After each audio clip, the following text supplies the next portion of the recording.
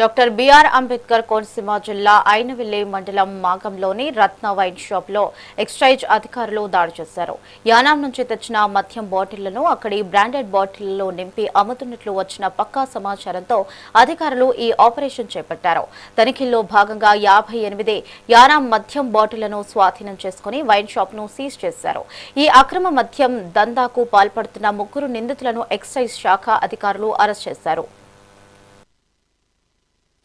Deputy commissioner గారికి, assistant commissioner గారికి మరియు ఎక్సైజ్ సూపరింటెండెంట్ కోనసీమ గారికి వచ్చినటువంటి విశ్వసనీయ సమాచారం మేరకు నిన్నటి రాత్రి అసిస్టెంట్ కమిషనర్ గారి టీంతో ఇక్కడ ఈ షాప్ మీద దాడి చేసి ఇక్కడ ఎన్డీపీఎల్ని పట్టుకోవడం జరిగింది.